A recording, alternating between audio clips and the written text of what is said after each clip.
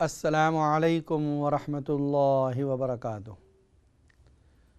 الحمد للہ فاطر السماوات والارض جاعل الملائکۃ رسلا اولی اجنحۃ مثنی وثلاث ورباع یزید فی الخلق ما یشاء ان اللہ علی کل شیء قدیر۔ ما يفتح الله للناس من رحمة فلا ممسك لها وما يمسك فلا مرسل له من بعده وهو العزيز الحكيم، والصلاة والسلام على سيد الأنبياء والمرسلين وعلى آله وأصحابه أجمعين، أما بعد فأعوذ بالله من الشيطان الرجيم، بسم الله الرحمن الرحيم، وَلِكُلٍّ دَرَجَاتٌ مِّمَّا عَمِلُوا وَمَا رَبُّكَ بِغَافِلٍ عَمَّا يَعْمَلُونَ، وَرَبُّكَ الْغَنِيُّ ذُو الرَّحْمَةِ إِن يَشَأْ يُذْهِبْكُمْ وَيَسْتَخْلِفْ مِن بَعْدِكُم مَّا يَشَاءُ كَمَا أَنشَأَكُم من ذرية قوم آخرين، إنما توعدون لآت وما أنتم بمعجزين، صدق اللہ العظیم۔ ناظرین کرام، اس وقت آپ دیکھ رہے ہیں اقرا ٹی وی پر لائیو Q&A کا پروگرام۔ مفتی محمد اشفاق آپ کی خدمت میں حاضر ہیں۔ یہ پروگرام منڈے سے فرائیڈے اسی وقت نشر کیا جاتا ہے، اور آپ کو پتہ ہونا چاہیے کہ یہ پروگرام لائیو یوٹیوب پر بھی جاتا ہے، اور اس کے بعد اس پروگرام کی کلپ اقرا کے یوٹیوب چینل پر رہا کرتی ہے۔ اگر آپ کسی پروگرام کو جو کل ہو چکا ہے، پہلے ہو چکا ہے، دیکھنا چاہیں تو اقرا یوٹیوب پر جا کر اس پروگرام کو دیکھ سکتے ہیں۔ یہ پروگرام پیر سے لے کر جمعہ تک اس وقت نشر ہوتا ہے، اور پروگرام کی ترتیب کیا ہے؟ شروع میں کسی موضوع پر گفتگو ہوتی ہے، اور پھر آپ کی لائیو کالوں کا سلسلہ جاری کیا جاتا ہے، جس میں آپ دینی سوالات کے جوابات قرآن و حدیث کی روشنی میں معلوم کرتے ہیں۔ جو تسلسل کے ساتھ کنٹینیو جو صورت ہم پڑھ رہے ہیں، جس کی تفسیر ہم پڑھ رہے ہیں، وہ سورہ انعام ہے۔ انعام کے معنی ہوتے ہیں اینیملز، چوپائے۔ چونکہ اس صورت کے اندر اللہ تعالیٰ نے آگے ابھی آیا نہیں ہے وہ رکوع جس کے اندر انعام کا ذکر آ رہا ہے، اس صورت میں انعام کا ذکر کیا گیا ہے، وَمِنَ الْأَنْعَامِ حَمُولَةً وَفَرَشًا، اس وجہ سے اس صورت کا نام سورہ انعام ہے۔ یہ بات بھی قابل دلچسپ ہے کہ بہت سی صورتیں، بلکہ اکثر صورتیں ایسی ہیں جن صورتوں کے نام ان صورت کے اندر موجود ہیں، جیسے سورہ کوثر، اس میں اِنَّا أَعْطَيْنَاكَ الْكَوْثَرَ موجود ہے۔ سورہ ماعون وَيَمْنَعُونَ الْمَاعُونَ موجود ہے۔ سورہ نصر اذا جاء نصر اللہ، یعنی ہر صورت کا نام جو ہے اس صورت کے اندر کہیں نہ کہیں لفظ پایا جاتا ہے۔ سورہ فیل الم تر کیف فعل ربک باصحاب الفیل۔ کچھ صورتیں ایسی ہیں جن کے نام اس صورت کے اندر لفظ کے اعتبار سے موجود نہیں، مضمون کے اعتبار سے موجود ہے۔ جیسے سورہ اخلاص ہم کہتے ہیں، قل هو اللہ احد کا نام سورہ اخلاص ہے۔ یہ لفظ اخلاص اس صورت میں نہیں، معنی کے اعتبار سے موجود ہے کہ اللہ کے لیے توحید کو خالص کر رہے ہیں، اخلاص۔ اسی طرح 17ویں پارے میں سورۃ الانبیاء، لفظ انبیاء اس صورت میں نہیں، لیکن انبیاء کا ذکر اس صورت میں ہے۔ اسی طرح سورہ فاتحہ الحمدللہ رب العالمین، فتح کے معنی کھولنا، شروع کرنا، تو یہ بگننگ، شروع میں بالکل صورت ہے، اس لیے اس کو سورہ فاتحہ کہتے ہیں۔ یہ قرآن کا فاتحۃ الکتاب بگننگ حصہ ہے، شروع کا حصہ ہے۔ تو یہ صورت جو ہم نے پڑھی ہے اور پڑھ رہے ہیں سورہ انعام ہے، اس میں لفظ انعام موجود ہے۔ آیت جو گزشتہ کل جہاں تک بات ہوئی تھی، اللہ تعالیٰ فرماتے ہیں ذَلِكَ أَن لَّمْ يَكُن رَّبُّكَ مُهْلِكَ الْقُرَىٰ بِظُلْمٍ وَأَهْلُهَا غَافِلُونَ، کسی بستی کو اللہ ہلاک کرنے والے نہیں ہیں ان کے ظلم کی وجہ سے، اس حال میں کہ وہ بے خبر ہوں، ان پر پہلے رسول آئیں گے، ڈرانے والے آئیں گے، بشارت دینے والے آئیں گے، اور اس کے بعد بھی اگر وہ ایمان نہیں لاتے پھر اللہ تعالیٰ اس بستی پر پکڑ کریں گے۔ وَمَا كُنَّا مُعَذِّبِينَ حَتَّى نَبْعَثَ رَسُولًا، ہم کسی بستی کو ہلاک کرنے والے نہیں ہیں، عذاب دینے والے نہیں، حتیٰ کہ ان میں ہم رسول کو بھیج دیں۔ اور یہ جو ظالم حکمران آتے ہیں یہ بھی ہمارے اعمال کا نتیجہ ہے۔ حدیث میں عبداللہ ابن عباس رضی اللہ تعالیٰ عنہ فرماتے ہیں، نبی اکرم صلی اللہ علیہ وسلم نے ارشاد فرمایا، جب اللہ تعالیٰ کسی قوم کے ساتھ خیر کا ارادہ کرتے ہیں ان پر ایسے حکمرانوں کو اللہ تعالیٰ ڈال دیتے ہیں، یعنی عطا فرماتے ہیں جو ان کے ساتھ اچھائی کا معاملہ کرتے ہیں، عدل و انصاف اور برابری اور جسٹس کا معاملہ کرتے ہیں۔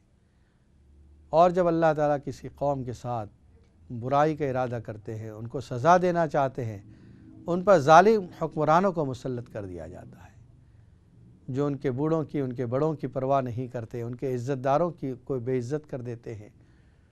غرض ہر اعتبار سے پکڑ آتی ہے۔ ظالم حکمرانوں کو ہم گالیاں نہ دیں بلکہ ہم اپنے اعمال کو دیکھیں۔ مضمون کے اعتبار سے جو لفظ حدیث میں، یعنی بعض لوگ حدیث کے الفاظ کہتے ہیں، بعض کہتے ہیں مضمون کے اعتبار سے موجود ہے، اعمالکم عمالکم، تمہارے اعمال خود تمہارے حکمران ہیں۔ ایک بزرگ سے کسی نے کہا، حضرت مہنگائی بہت بڑھ گئی ہے، ہر چیز مہنگی ہو چکی ہے، پہلے یہ تھا، پہلے اتنے میں آتا تھا، اب اتنے میں آ رہا ہے۔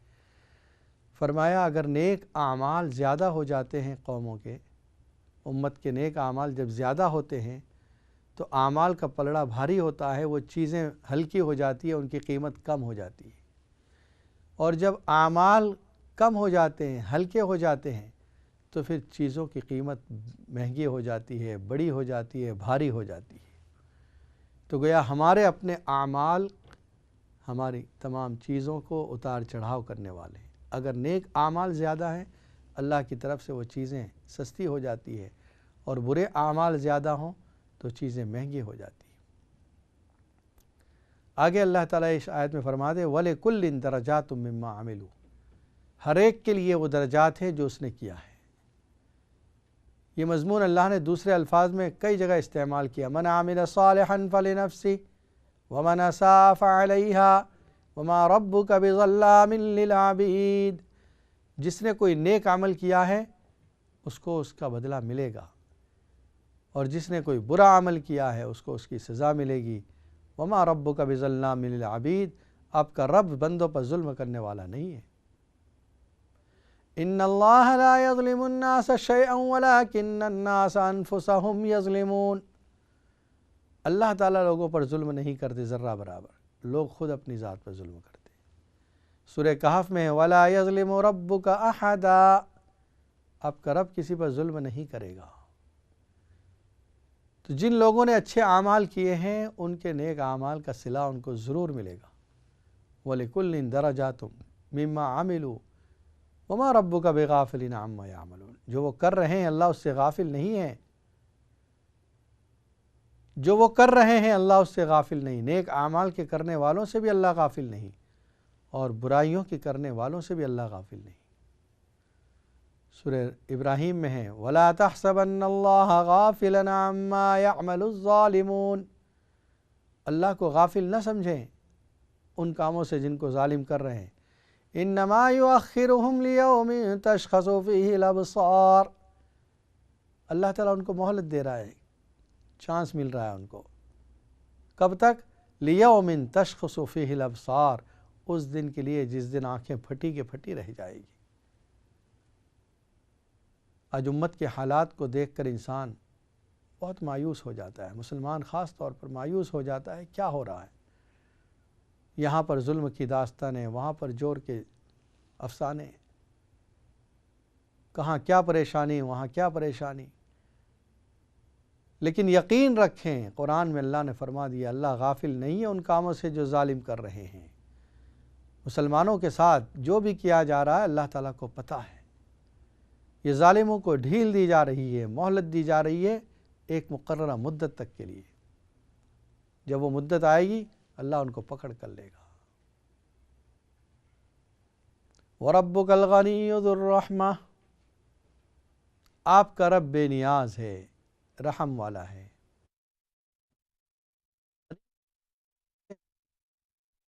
کسی دوسرے کی حاجت نہ ہو، وہ اپنے آپ میں مستغنی ہو، اس کو ہر چیز اس کے پاس ہو۔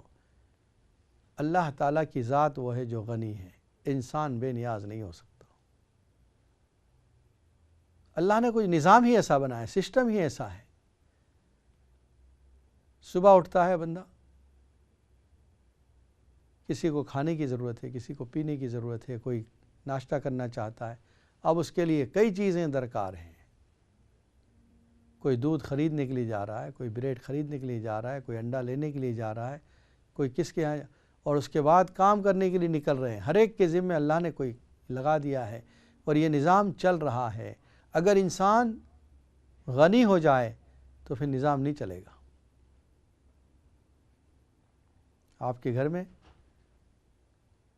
الیکٹرک فیل ہو گئی، کچھ وائر خراب ہو گئے یا گیس بند ہو گئی، آپ پریشان ہیں، جلدی سے کسی ٹیکنیشین کو، کسی کورگی کو فون کر کے بلاتے ہیں، ہمارے یہاں گیس بند ہو گیا، ذرا آپ آ جائیے۔ اگر ہر انسان بے نیاز ہو تو وہ کہہ دے گا مجھے اس کی ضرورت نہیں کام کرنے کی، مجھے اللہ نے بہت دیا ہے، یہ صبح صبح کیوں تمہارے گھر پہ آؤں گا میں۔ الیکٹریشین کہہ دے گا مجھے اس کی ضرورت نہیں ہے، میرے پاس تو بہت پیسہ ہے، کام کرنے کی مجھے ضرورت نہیں ہے۔ اب آدمی پریشان ہو جائے گا، کام کیسے ہوگا؟ آپ کو گھر بنانا ہے، کلر کرنا ہے، گھر میں پیپر لگوانے ہیں، ایکسٹینشن کروانا ہے، آپ کام کرنے والوں کے محتاج ہیں، ڈیزائن بنانے والے کے محتاج ہیں، انجینئر کے محتاج ہیں، اور اس کے بعد ایک سلسلہ ہے، وہ اس کا جو بلڈر ہے وہ لیبر کا محتاج ہے، وہ لیبر ہے، ہر چیز ایک نظام چل رہا ہے، تب یہ پورا سسٹم چل رہا ہے۔ وَرَبُّكَ الْغَنِيُّ ذُو الرَّحْمَةِ، اللہ بے نیاز ہے۔ سورہ اقرا میں، سورہ علق کے اندر اللہ نے فرمایا کَلَّا إِنَّ الْإِنسَانَ لَيَطْغَىٰ أَن رَّآهُ اسْتَغْنَىٰ، انسان سرکشی پر اتر آیا ہے، وہ سمجھتا ہے کہ بے نیاز ہے وہ، حالانکہ بے نیاز نہیں ہے، محتاج ہے وہ دوسروں کا۔ اللہ نے اس کو ایک دوسرے کا محتاج رکھا ہے، ایک دوسرے کے لیے کوآپریٹو، مدد کرنے والا رکھا ہے۔ إِن يَشَأْ يُذْهِبْكُمْ وَيَسْتَخْلِفْ مِن بَعْدِكُم مَّا يَشَاءُ كَمَا أَنشَأَكُم، اللہ تو بے نیاز ہے، اگر اللہ چاہیں تو تم کو ہٹا دیں اس دنیا سے اور دوسری ہی مخلوق کو لا کر آباد کر دیں۔ سورہ فتح کے آخر میں بھی یہ لفظ ہے وَإِن تَتَوَلَّوْا يَسْتَبْدِلْ قَوْمًا غَيْرَكُمْ ثُمَّ لَا يَكُونُوا أَمْثَالَكُمْ، اگر تم منہ پھیرو گے اللہ کے احکام سے، اللہ تمہاری جگہ کوئی دوسری قوم لا کر بسا دے گا اس دنیا میں، اور پھر وہ تمہاری جیسی نہیں ہوگی۔ اس کا مطلب اللہ تعالیٰ اس بات پر پوری طرح قدرت رکھتے ہیں، اختیار رکھتے ہیں کہ اس مخلوق کو ختم کر کے اللہ دوسری مخلوق لے آئیں۔ انما توعدون لآت وما انتم بمعجزین، بے شک جس کا تم سے وعدہ کیا جا رہا ہے وہ آنے والی ہے، موت آنے والی ہے، قیامت آنے والی ہے، اور تم عاجز کرنے والے نہیں ہو، موت سے بھاگ کر تم بچ جاؤ یہ نہیں ہو سکتا، اور قیامت میں تم عذاب جہنم سے بھاگ جاؤ یہ ہو نہیں سکتا۔ وما ہم بخارجین من النار۔ آگے اللہ تعالیٰ نے مشرکین کے کچھ عقائد کو ذکر کیا۔ مشرکین کے یہاں پر کچھ ایسے عقیدے تھے، کچھ بلیوز تھے، کچھ منتیں تھیں جو ان کے آباء و اجداد سے چلی آ رہی تھی۔ وہ کہا کرتے تھے کہ جو کچھ کھیتی ہو اس میں سے ایک حصہ ان معبودوں کے لیے جن کی ہم پوجا کرتے ہیں، اور جانوروں میں سے بھی کچھ جانور وہ معبودوں کے نام پر چھوڑ دیا کرتے تھے، بتوں کے نام پر۔ فَقَالُوا وَجَعَلُوا لِلَّهِ مِمَّا ذَرَأَ مِنَ الْحَرْثِ وَالْأَنْعَامِ نَصِيبًا فَقَالُوا هَذَا لِلَّهِ بِزَعْمِهِمْ وَهَذَا لِشُرَكَائِنَا، یہ شرکاء کے لیے، معبودوں کے لیے اپنا حصہ نکالتے تو تھے، لیکن اگر کبھی کم زیادہ ہو جاتا تھا تو اس کو کہتے ٹھیک ہے، اگر ہمارے حصے میں سے کچھ حصہ شرکاء میں چلا گیا تو کہتے رہے ان کو کیا ضرورت ہے، واپس لے لیتے تھے۔ ان کے حصے میں سے، شرکاء کے حصے میں سے تھوڑا حصہ ہمارے درمیان آ گیا تو اس کو کہہ دیتے، گویا اپنے حصے کی فکر کرتے تھے، اس کے حصے کی، جو شرکاء کے لیے، معبودوں کے لیے جو حصہ نکالا ہے اس کی کوئی پرواہ نہیں کرتے تھے۔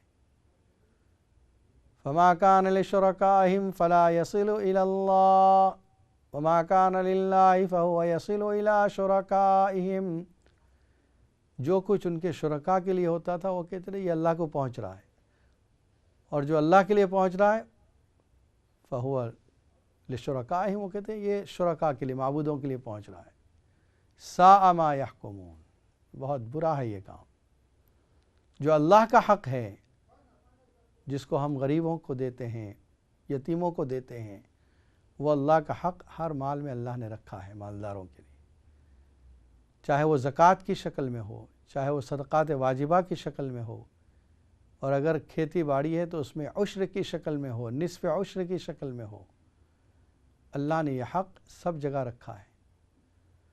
وَكَذَلِكَ زَيَّنَ لِكَثِيرٍ مِّنَ الْمُشْرِكِينَ قَتْلَ أَوْلَادِهِمْ شُرَكَاؤُهُمْ لِيُرْدُوهُمْ وَلِيَلْبِسُوا عَلَيْهِمْ دِينَهُمْ، اسی طرح ان کے شرکاء نے ایک دل میں بات ڈال دی تھی، کیا؟ قتل اولاد کو وہ گناہ نہیں سمجھتے تھے۔ زَيَّنَ لِكَثِيرٍ مِّنَ الْمُشْرِكِينَ قَتْلَ أَوْلَادِهِمْ، شرکاء نے، ان کے بتوں نے یہ بات ان کے دل میں ڈال دی تھی، شیطانی وسوسہ یہ بات ڈال دی تھی کہ تم جو اپنے بچوں کو قتل کرتے ہو یہ کوئی بری بات نہیں۔ وَلَوْ شَاءَ اللَّهُ مَا فَعَلُوهُ، یہ شیطانی وسوسہ ان کے دلوں میں جم گیا تھا، اور اسی وسوسے کے مطابق وہ اپنے بچوں کو قتل کیا کرتے تھے۔ اور صرف یہی نہیں کہ بیٹیوں کو قتل کرتے تھے، بیٹوں کو بھی زندہ دفن کر دیا کرتے تھے۔ وہ جو سورہ نحل کے اندر آیت ہے وَإِذَا بُشِّرَ أَحَدُهُمْ بِالْأُنْثَىٰ، وہاں پر لڑکی کا خاص تذکرہ ہے، لیکن عام تعبیر جو قرآن کہتا ہے وَلَا تَقْتُلُوا أَوْلَادَكُمْ، اپنی اولاد کو قتل مت کرو۔ يَقْتُلُونَ أَوْلَادَهُمْ، اپنی اولاد کو قتل کرتے تھے۔ اولاد کا لفظ یہ دونوں کے لیے ہے، لڑکا اور لڑکی دونوں کو اولاد کہا جاتا ہے۔ لڑکوں کو کیوں قتل کرتے تھے؟ لڑکوں کو اس لیے قتل کرتے تھے کہ وہ یہ سوچتے تھے کہ جب یہ بڑے ہوں گے تو ان کا خرچہ ہم کہاں اٹھا سکیں گے، ہم خود محتاج ہیں، ہمارے پاس کھانے پینے کی چیزیں نہیں، تو ہم ان کے اخراجات، ان کا نفقہ کہاں سے برداشت کر سکیں گے۔ اس بنیاد پر وہ لڑکوں کو بھی قتل کرتے تھے، اور لڑکیوں کو اس لیے قتل کرتے تھے کہ ان کو عار تھی، شرم آتی تھی، کوئی ہمارا داماد بنے گا، اس لیے قتل کرتے تھے لڑکیوں کو۔ تو لڑکیوں کے لیے اللہ تعالیٰ نے 3 جگہ پر، ایک یہاں پر سورہ نحل میں، ایک سورہ زخرف میں، اور ایک سورہ تکویر میں ارشاد فرمایا وَإِذَا الْمَوْءُودَةُ سُئِلَتْ بِأَيِّ ذَنبٍ قُتِلَتْ، جس وقت زندہ دفن کی ہوئی لڑکی سے پوچھا جائے گا کس گناہ میں تجھے قتل کیا گیا تھا۔ خاص طور پر اس کیس کو اللہ کیوں سامنے لائیں گے؟ یہ گویا پروسیکیوٹر جو ہے اللہ تعالیٰ ہے۔ کیوں؟ اس لیے کہ اس بچی کو قتل کیا گیا، کسی کو پتہ بھی نہ چلا، رات کے اندھیرے میں بچی پیدا ہوئی اور اس کو جا کر دفن کر دیا، صبح میں کسی کو پتہ بھی نہ چلا کیا ہوا۔ اس گناہ کو، اس کیس کو اللہ خود اٹھائیں گے، اور قیامت میں پوچھا جائے گا۔ ایک صحابی رضی اللہ تعالیٰ عنہ نبی اکرم صلی اللہ علیہ وسلم کی خدمت میں جب آئے ہیں، اسلام لائے ہیں، تو انہوں نے اپنے زمانے جاہلیت میں جو اپنی بیٹی کو زندہ دفن کیا تھا اس کا پورا واقعہ تفصیل سے بیان کیا۔ نبی صلی اللہ علیہ وسلم کی آنکھوں میں آنسو آ گئے، کتنا سخت دل تھا وہ انسان، اپنی ہی بیٹی کو زندہ دفن کر رہا ہے، گڈھا کھود رہا ہے، بیٹی کہہ رہی ہے ابا جان یہ آپ کیا کر رہے ہیں؟ جو گرد و غبار اڑ رہا ہے اس کے پیشانی پر، اس کو صاف کر رہی ہے، پسینہ ہو رہا ہے اس کو پوچھ رہی ہے، اور پیار سے کہہ رہی ہے ابا جان آپ کے چہرے پر مٹی اڑ رہی ہے، آپ کیوں تھک رہے ہیں، آپ یہ کیوں اپنی جان کو ہلکان کر رہے ہیں؟ اور باپ اسی بچی کو اس گڈھے میں دفن کر دیتا ہے. اس کی چیخوں کی آوازیں آ رہی ہیں پھر بھی مٹی ڈال دیتا ہے. نبی صلی اللہ علیہ وسلم کی آنکھوں میں آنسو آ گئے تھے, رونے لگے تھے آپ. تو شرکا نے, ان معبودان باطلہ نے اور شیطان نے ان کے دلوں میں یہ بات ڈال دی تھی. وَقَالُوا هَذِهِ أَنْعَامٌ وَحَرْثٌ حِجْرٌ لَا يَطْعَمُهَا إِلَّا مَن نَّشَاءُ بِزَعْمِهِمْ وَأَنْعَامٌ حُرِّمَتْ ظُهُورُهَا وَأَنْعَامٌ لَا يَذْكُرُونَ اسْمَ اللَّهِ عَلَيْهَا افْتِرَاءً عَلَيْهِ سَيَجْزِيهِمْ بِمَا كَانُوا يَفْتَرُونَ. کچھ جانوروں کو وہ چھوڑ دیا کرتے تھے اللہ کے نام, بتوں کے نام پر. نہ اس سے فائدہ اٹھاتے تھے, نہ اس کا دودھ نکالتے تھے, اور وہ یہ سمجھتے تھے کہ یہ بھی عبادت کا ایک طریقہ ہے. جو جانور 5 بچے, جو مادہ جو اونٹنی ہے 5 بچے دے دیتی تھی, کہتے تھے بس اب اس کو بتوں کے نام پر چھوڑ دو. کوئی اس سے فائدہ نہیں اٹھاتا تھا. آج بھی یہ سلسلہ ہندوؤں کے اندر رائج ہے, وہ گایوں کو چھوڑ دیتے ہیں بتوں کے نام پر. ما جعل اللہ من بحیرۃ ولا سائبۃ ولا وصیلۃ ولا حام ولكن الذین کفروا یفترون علی اللہ الکذب. اللہ تعالیٰ نے نہ کوئی بحیرہ بنایا, نہ سائبہ بنایا, نہ وصیلہ, نہ حام. یہ مختلف عادتیں تھیں ان کی. کسی کو 5 بچوں کے بعد چھوڑتے تھے, کسی کا دودھ یہ کر دیتے تھے کہ یہ معبودان کے لیے ہے, مشرکوں اپنے بتوں کے لیے ہے. کسی جانور کو مستقل طور پر بتوں کے لیے چھوڑ دیا کرتے تھے. اللہ تعالیٰ نے فرمایا اس طرح کا کوئی نہیں, یعنی کوئی فائدہ نہیں اس سے. یہ جانور اللہ نے انسان کے فائدے کے لیے بنائے ہیں. وَلَكُمْ فِيهَا مَنَافِعُ وَمَشَارِبُ. انسان اس سے فائدہ اٹھاتا ہے, کچھ پینے کی چیزیں وہ اس سے حاصل کرتا ہے. بکری کا دودھ پیتا ہے, اونٹنی کا دودھ پیتا ہے, گائے بھینس کا دودھ پیتا ہے, یہ اس کے فائدے کے لیے ہے. اگر آپ اپنے اوپر اس چیز کو حرام کر لیتے ہیں اور اس سے فائدہ نہیں اٹھاتے تو یہ آپ کی کم عقلی اور بے وقوفی کے سوا کیا ہوگا. اللہ نے آپ کے لیے یہ چیز بنائی. وَالْأَنْعَامَ خَلَقَهَا لَكُمْ فِيهَا دِفْءٌ وَمَنَافِعُ وَمِنْهَا تَأْكُلُونَ. جانوروں کو اللہ نے تمہارے لیے پیدا کیا ہے, اس سے تم گرمی حاصل کرتے ہو. اس کا چمڑا جو استعمال کرتے ہیں, اس کے لیدر سے کوٹ وغیرہ بناتے ہیں, لیدر, یہ منافع ہے. اس کے اون سے فائدہ اٹھاتے ہیں, اور کھانے پینے کے اندر منافع ہیں جس کے ذریعے تم گوشت حاصل کرتے ہو, فائدہ اٹھاتے ہیں. یہ تمام چیزیں ہمارے لیے اللہ نے بنائی ہیں, اور مخلوق میں سب سے زیادہ مکرم اللہ نے انسان کو بنایا. اور انسان کو کس کے لیے بنایا؟ اللہ نے اپنی عبادت کے لیے بنایا. تو یہ تمام مخلوقات تیری خدمت کے لیے اور تو اللہ کی عبادت کے لیے. وما خلقت الجن والانس الا لیعبدون. مخلوقات میں جن اور انس کو صرف اللہ کی عبادت کے لیے پیدا کیا گیا ہے. یہ تذکرہ بھی سورہ انعام کے اندر موجود ہے کہ اللہ تعالیٰ نے یہ جو مشرکین تھے ان کی اللہ تعالیٰ نے یہ برائی ذکر فرمائی, ان کی مذمت فرمائی, اور یہ جو ان کے عقائد تھے اس پر رد فرمایا کہ اس طرح جو ان لوگوں نے اپنے آپ میں حصے کر رکھے ہیں کہ یہ جانور ہمارے لیے جائز نہیں, یہ جانور ان کے لیے جائز نہیں. یہ کہا کرتے تھے ہذہ انعام وحرث حجر, یہ جانور اور یہ کھیتی جو ہے ممنوع ہیں, اس سے کوئی فائدہ نہیں اٹھائے گا. لا یطعمها الا من نشاء بزعمهم. نہیں کھائے گا اس کو مگر وہی جس کو ہم چاہیں گے, یعنی جو ہم حصے مقرر کر دیں گے بس وہی کھائے گا. وَأَنْعَامٌ حُرِّمَتْ ظُهُورُهَا. کچھ جانور ایسے تھے جن کی سواری کو حرام کر رکھا تھا کہ اس سے کوئی فائدہ نہیں اٹھایا جا سکتا, حتیٰ کہ اس پر سوار بھی نہیں ہو سکتے.